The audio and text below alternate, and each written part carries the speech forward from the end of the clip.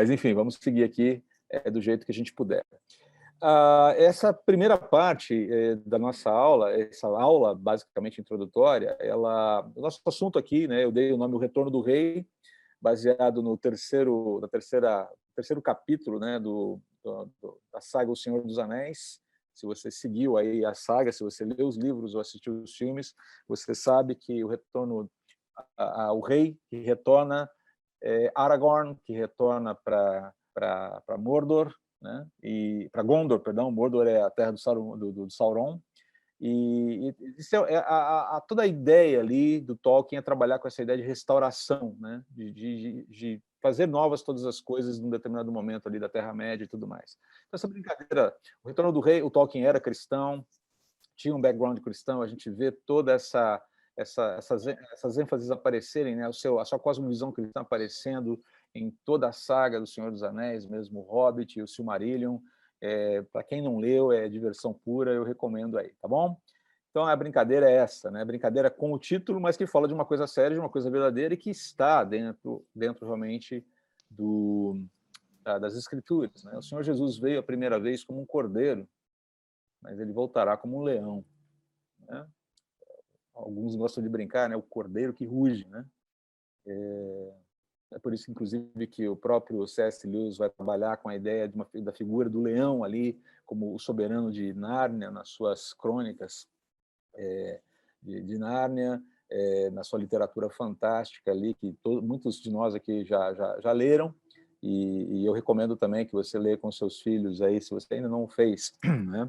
E se você não tem filhos, não tem problema, leia também. Eu não tenho filhos, já li, a Elaine leu, e a gente está precisando, na verdade, reler agora. Mas, enfim, o nosso assunto aqui, basicamente, é escatologia, a doutrina das últimas coisas, né? O que a palavra de Deus fala a respeito do que vai acontecer no final da história, tal como nós a conhecemos, né? E há muita informação, e o grande desafio, talvez, que nós temos como cristãos é fazer as conexões dessas informações de uma forma correta e não irmos além daquilo que as informações nos revelam, né? Na verdade, esse conceito de fim do mundo está presente muito na nossa cultura, né? Se você pegar, eu acabei não colocando aqui, mas para aqueles que são mais nerds um pouco, há alguns anos atrás foi lançada uma saga das histórias em quadrinhos, ou nas histórias em quadrinhos, chamado Watchmen, que virou um filme de qualidade um tanto quanto duvidosa. Quer dizer, o filme até que foi bom, mas não conseguiu captar toda a essência da história original, que seria uma realidade paralela, onde a ideia de fim dos tempos está muito presente, alguma coisa precisa acontecer, e os super-heróis ali criam uma artimanha para pregar uma peça na humanidade, e a humanidade sai, digamos, para uma nova etapa, né, ela sai da ameaça nuclear, que ameaça dizimar toda a realidade, para um novo momento de existência, mas graças a uma grande mentira contada, perpetrada por um dos personagens principais ali da trama. É muito interessante. Para quem gosta de quadrinhos, eu recomendo, talvez uma das melhores histórias já escritas, né? Mas o ponto é que essa história de conceito de fim do mundo, de que alguma coisa não está bem no mundo, de que precisa haver uma espécie de acerto de contas, né? Esse negócio está presente de uma maneira geral em todas as cosmovisões. E aí você fala, bom, por que esse negócio existe, né? Só para você entender onde chega, né? Essa brincadeira está aí o tempo todo, né? Eu sempre gosto muito dos quadrinhos do Calvin, do Haroldo, e tem uma muito interessante aqui, né? Arrependam-se, pecadores, o fim está próximo, né? A primavera está chegando, né? E ele está falando aqui, ó, e aí o Calvin vira para a mãe e fala assim, olha, são os homens de neve, profetas do Apocalipse, profetas da nação, né? E ela fala assim, olha, você certamente tem muito prazer, consegue encontrar muito prazer enquanto espera pelos primeiros sinais da primavera, né? Alguma coisa assim. É interessante porque esse conceito, né, da nação, o fim está próximo, essa ideia de que a coisa está de uma tal forma que precisa resetar, né? Precisamos dar um reset no mundo para a coisa voltar a funcionar adequadamente. A pergunta é, mas espera aí, o que significa funcionar adequadamente, né?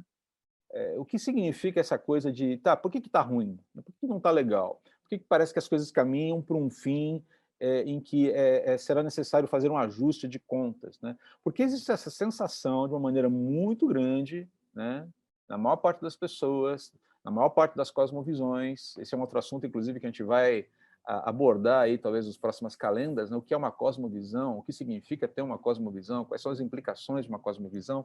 Você vê a gente falando o tempo todo sobre isso, talvez esse conceito precise ser mais clarificado aí, e a gente vai fazer isso, não se preocupe, mas essa ideia de que as formas de ver o mundo, né, as grandes formas de ver o mundo, na maior parte delas, com exceção talvez da naturalista, que ainda advoga, inclusive, alguma necessidade de salvação do homem pelo próprio homem, né? Mas todas elas apontam para uma necessidade de finalização da coisa tal como ela está. Se a coisa continuar ad eternum, né, do jeito que está, sabe, a humanidade não aguenta, o planeta não aguenta, e a gente vai ter que dar, sabe, talvez a coisa exploda, né? Só para vocês entenderem como é que esse negócio funciona, né? Existe, isso aqui não é ficção, isso aqui existe, tá? O boletim dos cientistas atômicos, né? Quando a gente fala de cientistas atômicos, não é nada de ficção científica, na verdade, toda uma organização de ciências, de pessoas ligadas à área de desenvolvimento atômico, de pesquisas nessa área, e esses caras, há 75 anos, dado o surgimento do advento atômico dentro do cenário militar, especialmente ali com o lançamento das bombas em Hiroshima e Nagasaki, percebeu-se que a humanidade tinha um potencial explosivo com capacidade, um potencial explosivo com capacidade para simplesmente dizimar a sua própria realidade. Então, você pode ler um pouquinho mais, eu posso passar o link para vocês depois, né? O Doomsday Clock foi uma espécie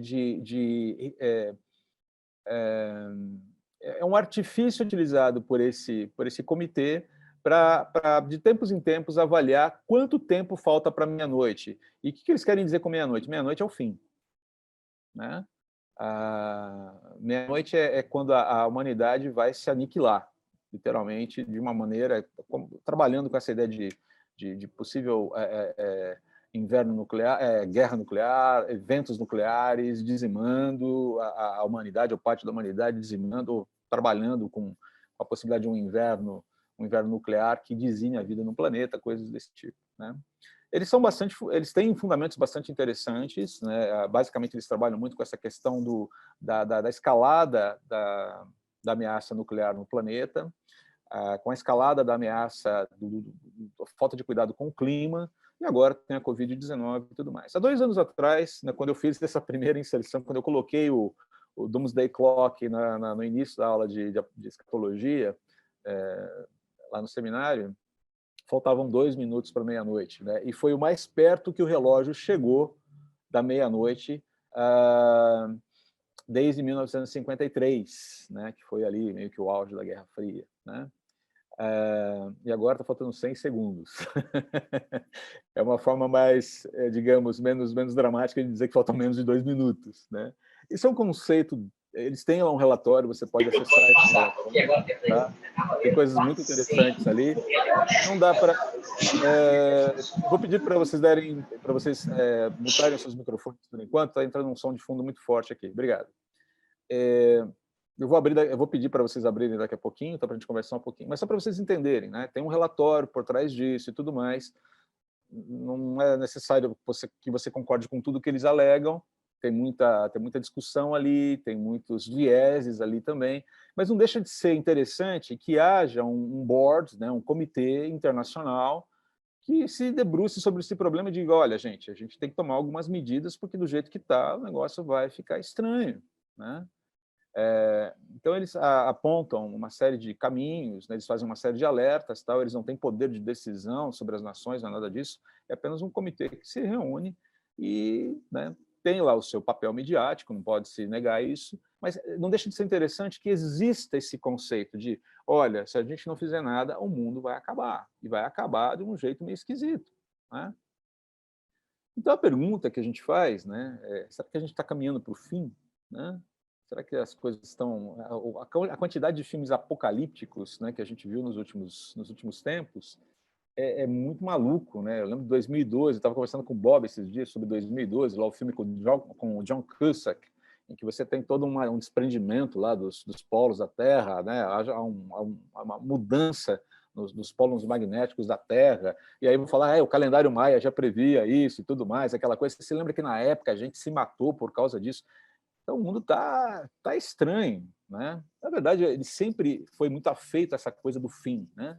Mas essa fascinação pelo fim, ela tende a cair em dois vieses muito estranhos, né? Ou você acaba idolatrando essa história, você acaba se mergulhando nessa história até com um ímpeto quase que idolátrico, né? A coisa se torna quase que uma obsessão muito maligna para o coração, e tem gente que simplesmente diz, isso aí é coisa é fantasia, isso jamais vai acontecer, a gente passa, acabou, e o mundo vai continuar, e um dia se tiver que acabar, vai acabar em explosão cósmica, o Sol vai explodir, vai acabar todo o sistema solar, enfim, existem todas essas teorias malucas. Malucas não, algumas teorias, elas têm aí uma razão de ser, mas quando você olha para a palavra de Deus, olha para aquilo que Deus estabelece como cenário total da realidade, você entende que certas propostas não têm lugar, elas não têm possibilidade de se efetivarem dado aquilo que o Deus mesmo revela na sua palavra, né? Mas o fato é que essa ideia do fim está aí. Se vai ser hoje, se vai ser amanhã, se vai ser daqui 100 anos, 1000 anos, eu não sei. Mas o fato é que o fim está aí, né? Muita gente já tentou marcar a data do fim, né? A gente estava lendo esses dias aí sobre William Miller, que foi um pastor batista e fazendeiro, e que marcou a data da volta de Jesus, de uma forma muito reticente, mas sempre existem pessoas interessadas nesse tipo que consomem esse tipo de informação, né? Foi um evento meio que ganhou muito corpo nos Estados Unidos, né? Cresceu em número, e Jesus não voltou na data que ele havia marcado, aí deram uma explicação tanto quanto estapafúrdia lá, mas todo esse processo gerou aquilo que a gente chama de movimento adventista, que abriu espaço, inclusive, para o adventismo do sétimo dia. Quem são os adventistas, né? Na sua origem, eles são aqueles que esperavam o segundo advento de Cristo numa data estabelecida ali, segundo os estudos de William Miller. E você vê isso acontecendo o tempo todo, né? Eu lembro que há alguns anos atrás, década de 90, uma série muito como ficção, muito interessante, chamada Deixados para Trás, ganhou espaço nas prateleiras dos crentes e até de alguns descrentes, né? E muita gente entendeu que o fim dos tempos seria ipsis literis, tal qual descrito nos livros lá do Tim LaHaye e do Jerry Jenkins. Na verdade, aquilo é uma ficção, né? Eles advogam um determinado modelo escatológico e criaram todo um universo ficcional em cima desse modelo escatológico, mas que a gente não pode afirmar com 100% de certeza que vai ser daquela forma. E tinha gente já dizendo, olha, vai ser assim, vai ser essa. Pera aí, amiguinho, né? Não é bem assim. Eles chegaram, inclusive, a escrever um livro defendendo a posição teológica deles, o que foi saudável, dizendo, olha, esse trecho mais complicado, esse cenário ficcional que nós colocamos no livro, ou no livro tal, foram 12 livros ao todo, né, uma saga também, está baseado nesse entendimento sobre esse texto bíblico e tal. Aí eles explicaram um pouco. Ficou interessante a explicação, mas pouca gente leu a explicação e ficou mais com a ficção. Então, esses movimentos existem, né? E o ponto todo é que se tem um assunto, né, que todo mundo tece alguma espécie de compreensão ou de achismo, né, em torno dele, é esse assunto sobre o fim do mundo, né, sobre o que vai ser o fim, né, ou não vai ser o fim. Então, eu queria, nesse momento, fazer algumas perguntas norteadoras para a gente aqui. Tá? Dei uma introdução um pouquinho longa, só para a gente entender um pouquinho como é que esse assunto está colocado. E o nosso papo aqui inicial vai ser muito esse mesmo, tá? Em função do tempo. Eu queria fazer algumas perguntinhas e quero aqui abrir para a gente conversar, né? Respeitando aí os espaços de cada um, né? Porque todo mundo com o microfone aberto talvez vive um pouco, a gente deixa esse ambiente um pouquinho conturbado, mas vamos tentar aí controlar os nossos áudios aí para que todo mundo possa falar, né? Quais são as perguntas que eu quero fazer aqui para a gente se organizar em termos de pensamento para seguir com esse assunto, tá? Porque é um assunto importante, muito cheio de detalhes, mas precisa haver um fio condutor que nos coloque na mesma página aí, para a gente não se perder, tá bom? Então, quais são as perguntas que eu quero colocar para você aqui? Elas são bem abertas, tá? E nesse momento precisam ser. Quais são as suas percepções? Qual é o seu conhecimento sobre esse tema, né? Doutrina do fim de todas as coisas, né? O que você sabe sobre isso? Eu não sei se o que eu sei está certo, tá? Mas o que eu tenho de informação é isso aqui, tá? Eu acho que é mais ou menos essa ideia aqui. Não quero saber se está certo ou se está errado nesse momento. Quero saber o que qual é a informação que você tem à sua disposição nesse momento, né? Como é que a sua cabeça está formada em torno desse assunto, né? Considerando a natureza e vastidão do assunto, o que você gostaria de destacar mais e por quê, dentro dessa lista aí mental que você deve ter? E quais são suas maiores dúvidas sobre o assunto? Eu estou colocando essas 3 perguntas de uma vez, mas fiquem à vontade para caminhar construindo um pensamento em torno dessas 3 inquietações iniciais que eu estou propondo para vocês. Tá bom? Microfone aberto. Agora, para que não haja caos, cada um fala de uma vez, tá bom? Fiquem à vontade. Podem abrir os microfones. Se tiver muito ruído, a gente sinaliza. Bob, você quer falar? Manda bala. Vamos lá. O Bob levantou a mão lá, eu acho. Bom dia, bom dia. Fala, esse é um assunto que, bom, é um assunto bem interessante, né? Quando eu era criança, era um assunto interessante, né?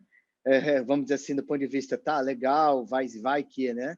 E eu posso dizer que esse ano ele começou a ser um assunto que eu estou acompanhando, né? Vendo a passos largos acontecer, né? Perder 20 segundos do relógio do fim do mundo, da meia-noite, né?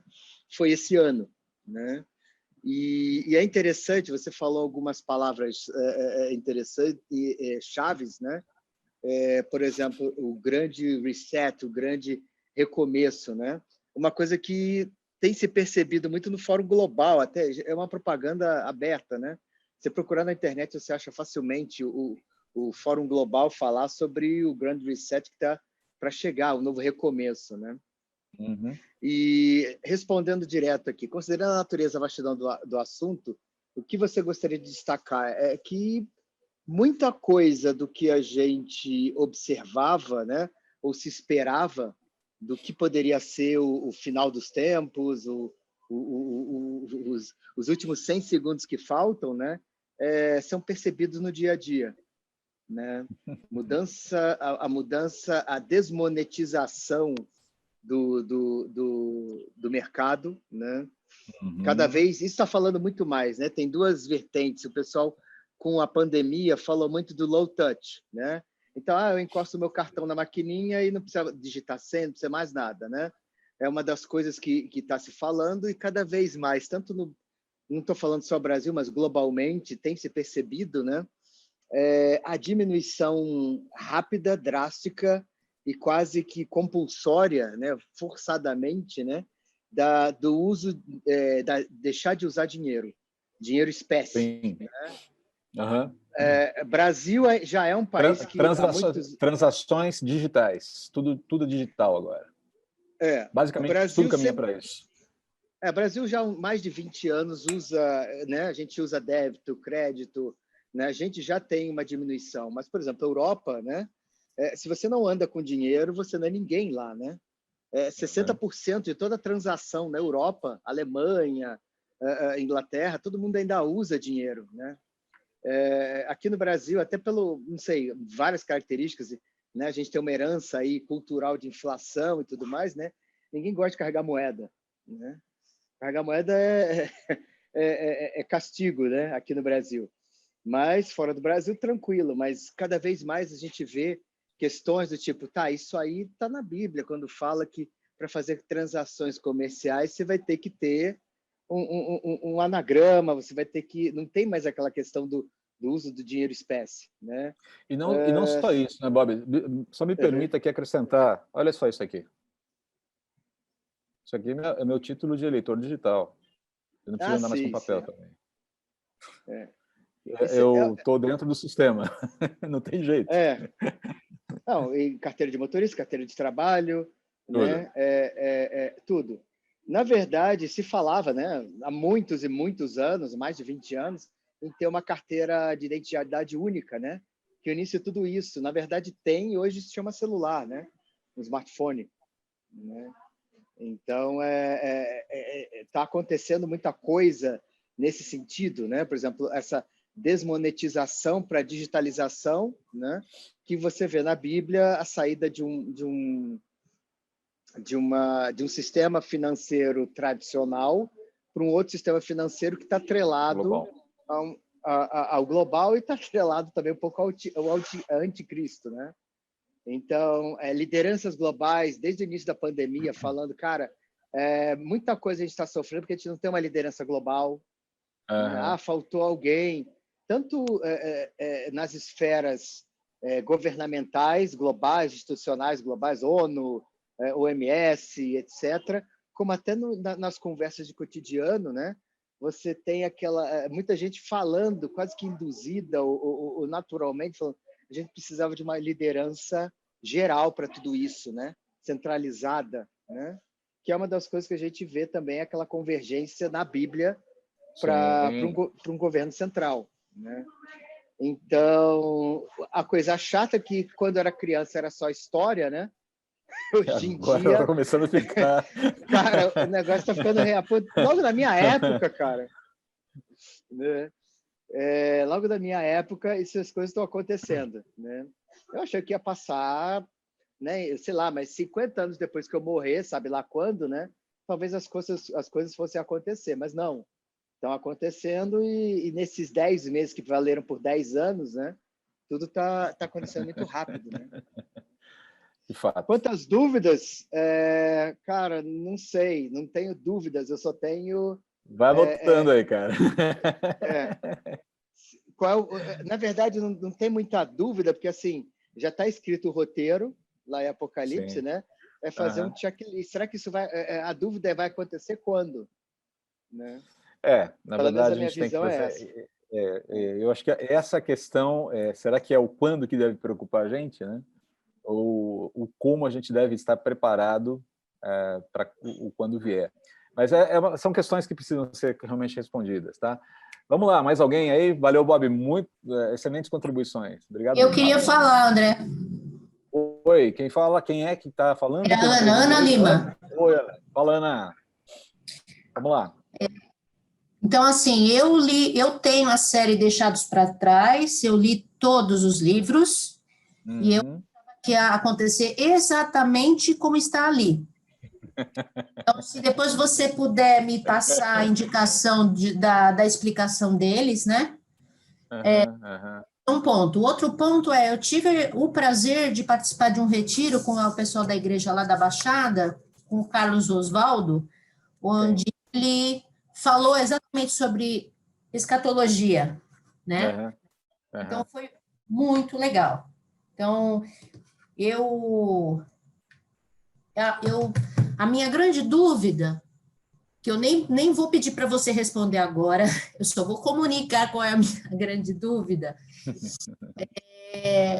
talvez a gente vá ver nas aulas, é a história se a igreja passa ou não passa pela grande tribulação. A questão da tribulação. Segundo a série do Deixados para Trás, os salvos não passam. Isso me deu um alívio muito grande. Mas, de repente, não é bem assim. Aí, o que eu tenho aprendido de Deus é que não importa se o dia é bom ou mal, ele vai estar comigo. E não importa se o dia é bom ou mal, ele vai cuidar de mim e vai me ajudar a passar pelo que eu tiver que passar. Então, isso trouxe um pouco mais de calma, mas eu só de falar eu fico nervosa ainda com a história da grande... A gente todo sobe... mundo fica, né? Bom, primeiro lugar eu quero subir, né? Vamos lá. Eu quero, né? Eu quero ouvir o Senhor dizendo, Ana, vem cá, filha, vem. Acabou-se, né? Mas, então, o que eu sei deixa eu ver as perguntas aqui, percepção sobre o tema, A minha impressão é, como o Bob falou, é que, assim, muitas das coisas que estão acontecendo, e não hoje, estão acontecendo nos últimos anos, né? Elas batem com o relato bíblico e é como se a gente estivesse caminhando a passos largos para esse final. É a minha percepção. Okay. Eu gostaria de ter um melhor entendimento sobre essa história que eu comentei, se for pertinente, no momento oportuno, sobre a igreja passar ou não pela grande tribulação. Essa seria, acho que, a minha grande dúvida. Okay. E aí? Não, fique tranquilo. A gente vai tentar entrar nesses assuntos sem, como eu disse, são muitas coisas. Vamos só fazendo aqui um esclarecimento para quem não conhece a obra a série Deixados para Trás, do Tim LaHaye e do Jerry Jenkins. Ela tem ela tem uma lente escatológica. Dentro da escatologia você tem posições diferentes sobre a mesma coisa, né? E ela tem uma determinada lente que permite que ele construa a história, a ficção dele em cima desse pilar que ele defende, que é o quê? O arrebatamento da igreja antes da grande tribulação, que é um evento bíblico, né? Que é apresentado lá nos livros dele, lá dentro daquela... Né? O Nicolai Carpaccia como anticristo, aquela coisa toda, e papapá e tal. Mas é uma lente que a gente precisa entender quais são as outras lentes e ver quais são os pontos, como elas se amparam biblicamente. Porque a questão toda para a gente é a seguinte: nós precisamos dar fundamentação bíblica para aquilo que nós defendemos, né? Então, eles têm uma fundamentação bíblica sólida, o Tim LaHaye e o Jerry Jenkins, mas de fato, é como eu disse, né? Você tem uma espinha dorsal ali, que é fruto de uma lente que lê a escatologia de uma determinada forma e que pode ou não estar certa, né?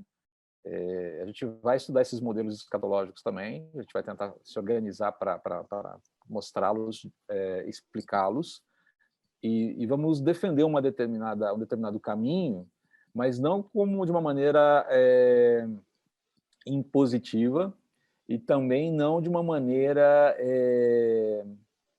Eu não vou defender um modelo escatológico como eu defendo, por exemplo, a doutrina da encarnação. A doutrina da encarnação é inegociável, é fundamento da fé cristã. Não tenho que discutir sobre isso. Mas o modelo escatológico eu posso discutir. Né? Eu posso discutir. Ô, André. Né? Oi.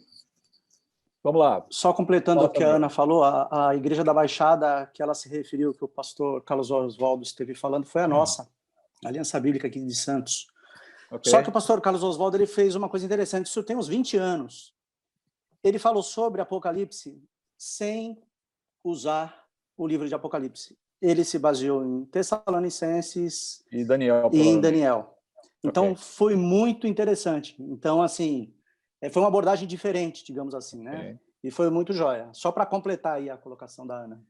O nosso tempo não vai permitir hoje, mas eu queria ler com vocês justamente os primeiros textos que nós abordaríamos seriam os textos de 1 Tessalonicenses e 2 Tessalonicenses que falam da volta do Senhor. A gente vai deixar isso para a próxima aula, não tem problema, sem crise. Mas... Oi? A gente pode passar o texto para vocês, se vocês quiserem ler durante a semana, para a gente chegar e começar a conversar com um pouco mais de propriedade, né? Seria até legal. Mas muito bom, a ideia é essa mesmo, porque você não pode simplesmente basear a sua escatologia meramente em Apocalipse. Apocalipse tem muita informação, mas eu preciso ler as cartas de Paulo aos Tessalonicenses, onde esse assunto é muito, muito tratado. Paulo vai falar, por exemplo, sobre ressurreição, sobre glorificação do corpo, lá em 1 Coríntios capítulo 15. A gente tem que ler Mateus 24, 25 com muito cuidado. E tem Daniel, né? Que é o Apocalipse do Antigo Testamento. Né? Então, gente, é muita coisa.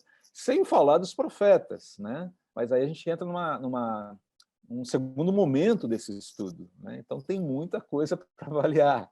Né? Por isso que o movimento aqui tem que ser calmo. Então, eu quero ouvir um pouquinho mais de vocês. Obrigado, Ana. Obrigado, Sandro, pelas contribuições excelentes. Tá? André. Ana, fique tranquila. A gente vai conversar sobre isso mais vezes, sim. Ok, quem mais? Vamos lá. André, o Felipe aqui. Eu estou no celular da Dani. Só colocando um contraponto, eu acho que você falou muito bem sobre se a importância é o quando ou como, né? Porque eu também li a série Deixados para Trás lá na minha adolescência, juventude, né? Também imaginei muito próximo daquilo, mas hoje... Vocês me escutam aí? Escuto, estamos escutando. Mas hoje eu entendo que quando a gente olha o nosso cenário atual, de fato, muita coisa parece com o que está descrito no livro de Apocalipse, né? Que é um livro super complicado de entender e aberto, eu acho que de forma proposital, aberto à interpretação. Mas eu imagino que em muitos outros momentos da história, as pessoas se sentiram como nós nos sentimos hoje, né? Então, eu imagino ali, até na época pós-Império Romano, em que você tinha uma liderança, o Império Romano ali estendido por quase todo o mundo que eles conheciam, então já tinha a ideia da liderança única, a moeda de César era a moeda que valia, então já tinha a ideia da moeda, né, específica.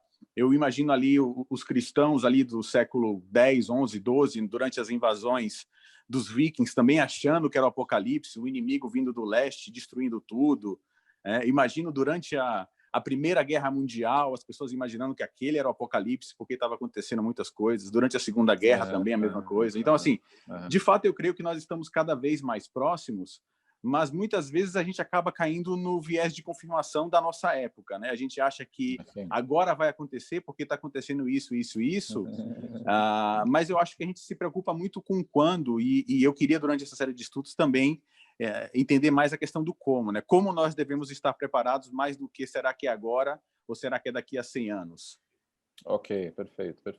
Eu creio que esse é o viés, inclusive, do apóstolo Paulo. Se você vê toda a escatologia paulina, eu tenho um trabalho, quem quiser ler, tá? Eu tenho uma monografia feita sobre escatologia paulina na época do seminário, onde fica muito evidente que a preocupação de Paulo em ensinar sobre escatologia era pastorear o coração da igreja, mais do que simplesmente ficar dando informações técnicas sobre o grande final do mundo, né? Eu creio que, de fato, a gente precisa tomar muito cuidado, porque a gente... É curioso isso, né? Nós defendemos uma hermenêutica, uma interpretação bíblica ortodoxa, ou seja, você vai lá, lê o que a palavra de Deus está dizendo, você está querendo entender a intenção de Deus em revelar aquela palavra, você quer entender qual foi o contexto para qual aquilo foi comunicado primeiramente, antes de transformar, antes de transportar isso para os nossos dias. Isso é o que a hermenêutica saudável faz. Ela entende que existe, sim, sentido autoritativo no texto bíblico. Deus comunicou aquilo é verdade absoluta, aquilo é verdade de Deus, aquilo é palavra de Deus, ele tem uma intenção com aquilo, fez sentido naquele contexto original, e antes de extrair informações para serem aplicadas no nosso tempo, a gente tem que considerar tudo isso. Isso é o que a hermenêutica ortodoxa e saudável faz. Porém, como eu costumo dizer, todo mundo tem um edifício teológico, né? E os buracos que a gente não conseguiu ainda fechar com conhecimento bíblico saudável, consistente, né, coerente, a gente preenche com alguma coisa lá. Todo mundo faz isso. E nesse processo, o espírito da época impõe muito da percepção do que a gente está vendo, né? Então, sem dúvida alguma, hoje, nossa realidade, aquilo que o Bob falou, né, nós temos um universo de coisas que contribuem para a gente achar que o fim está muito próximo. Significa que está próximo? Não sabemos. Pode ser hoje, pode ser amanhã, pode ser daqui 100 anos. Né? Eu recomendo que você leia, se você tem um livro, né, A Última Noite no Mundo, do C.S. Lewis, que você leia esse artigo dele. Né? Muito interessante. Tá? Muito interessante, porque ele fala justamente sobre esse movimento de como a gente deve se relacionar com a doutrina dos últimos tempos. Né? Mas eu entendo que é bem esse movimento mesmo, Fê, de entender que a nossa preocupação não deve ser o quando, mas deve ser o como eu desejo ser encontrado quando o Senhor voltar, seja hoje, amanhã ou depois. O que estabelece em mim um senso de prontidão, de disposição, de alinhamento com a pauta do reino de Deus. É nesse sentido que a gente vai falar, por exemplo, sobre o que significa alguém estar esperando as parábolas que Jesus utiliza, por exemplo, em Lucas capítulo 12, para falar sobre prontidão. Ele está falando do quanto eu estou alinhado com os valores do reino, mais do que os valores do reino de Deus mais do que os valores do reino dos homens, né? Então, todo esse trabalho é muito interessante, porque esse conhecimento que a gente vai procurar construir aqui, ele vai mexer com os fundamentos da nossa vida, ele vai dar uma chacoalhada daquelas naquilo que a gente chama de prioridade. Ah, então, isso que você falou agora é fundamental. O nosso foco não é o quando, o nosso foco é o como, né? Entender as dinâmicas de Deus, né? Mas muito mais do que defender um modelo escatológico, entender o que Deus está querendo propor com esse negócio para a gente. Legal. Porque senão, cara, é mera aquisição de conhecimento que não vai servir para absolutamente nada na nossa vida, né? E não necessariamente o conhecimento correto, né? Então, é esse viés que a gente quer dar. Por isso que esse papo inicial aqui é importante, para a gente saber colocar as nossas expectativas e perspectivas no devido lugar aí. Ok, mais percepções, temos mais tempo ainda. Vamos lá. Mais alguém quer falar? Alguém está muito frustrado com essa aula de hoje? Está mais bate-papo, mais conversa? Pô, ninguém vai abrir a Bíblia aí e tal. Eu garanto para você que vai ter Bíblia, vai ter muita Bíblia nas próximas aulas, tá, gente? Não se preocupem. A gente vai se fartar de Bíblia, tá? Fiquem à vontade. Quero ouvir mais vocês aí. Dúvidas que não serão respondidas imediatamente, talvez até sejam. André? Oi, Elizabeth, tudo bem? Oi, tudo bem, você? Tudo Eu jóia. tinha um funcionário que não se preocupava com essa questão de fim do mundo. Enquanto nós assim crianças, é porque o fim do mundo não estava perto. Eu não sei por que ele falava isso, mas eu ouvia. Então, assim, quando eu vejo um neném nascer, eu falo, bom, então não está nascendo neném ainda, então acho que ainda não está perto assim ainda, né? Você alguma vez ouviu falar sobre isso? Ou nas escrituras tem algo que cite isso? Essa coisa, ok. Deus, basicamente, o que o Senhor Jesus nos ensina é que a volta dele será abrupta. Não vai haver qualquer espécie de amenização, né? O que você vai ter é uma intensificação de disposições humanas desalinhadas com aquilo que Deus está propondo, né? Aquilo que Deus propõe como sendo correto, puro, certo e bom, né? Mas essa coisa, vai começar a haver menos gente, as crianças vão começar, o pessoal vai engravidar menos, né? A população não vai começar a ser renovada, não existe nenhum indício disso na Bíblia, não é? O Senhor Jesus vai voltar e, eventualmente, no momento que ele voltar, alguém estará nascendo.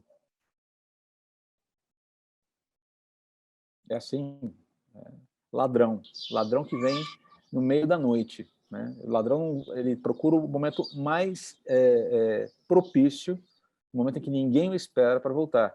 Quando Jesus está falando ele usa essa expressão de que ele virá como ladrão, né? Está falando sobre isso. Fala isso em Lucas, fala isso em Mateus, fala em Marcos, né? Mateus capítulo 24, ele vai falar, Marcos, acho capítulo 12, se eu não me engano. Mas o fato é que ele está, o que ele está colocando ali? Ele está falando ele está falando desse conceito de vinda abrupta. É como um cair de panos que encerra uma cena repentinamente, né? Ninguém está esperando. Vem. Agora, a questão ninguém está esperando aquele momento, mas os cristãos são exortados a esperarem por esse momento a qualquer momento, né? Então, essa coisa de a gente procurar, eu não estou vendo aqui indícios de fim do mundo. O problema é esse, a gente tem um construto sobre o fim do mundo que não necessariamente é bíblico. Na verdade, a ideia de que a medida da iniquidade é o conceito máximo que precisa ser preenchido para que Deus volte, eu creio que de certa forma, um equívoco. Não se trata apenas da medida da iniquidade, né? Ok, chegou Deus, que seja a medida da iniquidade da humanidade. Agora, a pergunta é, qual é a medida da iniquidade da humanidade que deu para Deus? E agora ele fala, chega. A gente não sabe. A gente não sabe. Então, como eu lembro quando eu era mais jovem, né? A gente não tinha casado, a gente costumava falar, quando começava alguém a falar, não, vou casar. E aí a brincadeira era, Ah, Jesus vai voltar antes. Não, não, não, tem que casar antes, tem que casar antes. Aquele medo de não poder casar. Como se a volta de Jesus fosse atrapalhar os meus planos pessoais. Né? O meu plano de ser um marido, o meu plano de ser um pai, o meu plano de ser um profissional. Bom, peraí, amigo, então você não entendeu o reino de Deus ainda. Porque não existe nada mais importante do que a presença do rei no meio do seu reino. E não há casamento, por mais feliz que ele seja, por mais abençoado que ele seja, não há profissão, por mais tremenda que ela seja, por mais satisfação que ela traga, não há criação de filhos, por mais bem-sucedida que ela seja, que traga tanto prazer, que se equipare em prazer, que se equipare em satisfação, do que essa comunidade de salvos vivendo, de súditos de Jesus vivendo numa relação pessoal, presencial com o próprio rei. O ponto, então, talvez seja que as nossas expectativas precisem de ajustes, né? Ah, mas tem tanta coisa que eu quero fazer antes de Jesus voltar. Bom, continue fazendo. É que a gente constrói, muitas vezes, as nossas expectativas sobre os nossos sonhos, aquilo que eu vou conseguir fazer quando eu... E aí eu preciso lembrar daquilo que Jesus ensina lá no Sermão do Monte, né? Espera aí, você já tem um conjunto de coisas que eu te dei para fazer hoje. Então a gente gasta muito da nossa energia pensando no que a gente ainda vai fazer e pouca energia naquilo que a gente pode fazer de imediato. A nossa construção é sempre muito em relação ao futuro que a gente ainda não tem. E a gente não vive o presente que Deus já nos deu baseado no futuro que Ele já garantiu. Então, são essas as questões aqui. É por isso que eu faço coro com a palavra do Fê, no sentido como? Né? Como? Então, existem essas coisas. Né? Você tem um cenário, existem indícios de como as coisas vão caminhar. Né? Isso aparece aqui e ali. Né? O Senhor Jesus fala sobre isso, o apóstolo Paulo fala sobre isso, ele vai dar uma exortação muito clara, por exemplo, para Timóteo, na segunda carta dele de despedida. Eu vou encerrar o meu assunto aqui com isso aqui, tá? Porque o nosso tempo já está começando a estourar. Quando Paulo, por exemplo, escreve a Timóteo, a sua carta de despedida, ele chega lá no capítulo 4, ele fala, Timóteo, não arrede pé. Ele faz uma exortação para Timóteo, porque ele sente que Timóteo está vivendo um momento de receios em relação ao quanto o compromisso com o evangelho pode custar. O compromisso com Cristo pode custar a própria vida dele. Ele está vendo Paulo preso ali. Paulo provavelmente está preso ali no cárcere de Mamertino, em Roma, está abandonado, está sozinho. Todo mundo vazou da vida de Paulo porque ficou com medo de ser identificado com ele e ser preso também. E ele fala, olha, não arrede pé da fé, cumpra o teu chamado, cumpra a tua vocação, pregue a palavra, a tempo, a fora de tempo, seja conveniente ou não para você, pregue a palavra, esteja pronto, porque vai acontecer nos últimos tempos, ele vai falar, nos últimos tempos, e aí os últimos tempos são agora. Não, ele está falando de alguma coisa que já tem acontecido e progressivamente ao longo de toda a caminhada e toda a jornada da igreja. Porque as pessoas se afastarão da sã doutrina e ajuntarão para si mestres, como que sentindo coceira nos ouvidos. Ou seja, vão buscar pessoas que falem o que elas querem ouvir, que digam respeito ao que façam coro com os afetos pecaminosos do seu coração. É por isso que me assusta ver, estava conversando com o Bob sobre isso esses dias, gente que se diz cristã, defendendo muitas vezes uma revisão histórica, uma revisão das escrituras, uma acomodação das escrituras aos novos tempos. Como se trafegando, né, dialogando com aquilo que Deus diz. Não é assim. Então, essas propostas de melhoria nas escrituras, de atualização das escrituras, de rever as coisas, são propostas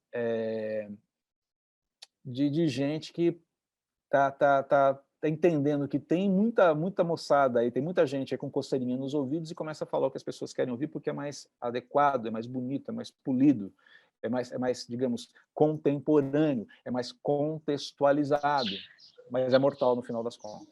Politicamente correto, né? Né? Então, a gente tem que tomar muito cuidado com isso, né? Porque e eu não estou falando, pensando em uma pessoa específica aí que está no mainstream, né? Isso é algo recorrente. E, na verdade, Paulo está falando de alguma coisa que já acontecia lá no começo. Se você olha para a carta que ele escreveu aos Gálatas, você vê muita gente indo atrás dos mestres judaizantes porque estavam com coceirinha nos ouvidos. Por quê? Queriam garantir, através do seu exercício religioso, a sua salvação. E Paulo está falando, gente, a graça basta. Não é por aí. Então, esses movimentos existem, tá bom? Eu só quero fechar aqui mencionando um autor que eu gosto muito, vocês sabem disso, e tirei esse excerto aqui desse material chamado A Última Noite do Mundo, muito bom. Ele fala assim, o ensinamento do Senhor sobre o assunto, ou seja, sobre escatologia, sobre a doutrina dos últimos tempos, consistia claramente em 3 proposições. Que ele certamente retornaria, que não podemos descobrir quando, e que, portanto, devemos estar sempre prontos para ele. Esse vai ser o nosso eixo, ok? Falaremos sobre modelos escatológicos, proporemos algumas coisas, mas o nosso eixo é esse aqui, olha. O Senhor certamente voltará, não temos como saber quando, e devemos estar prontos.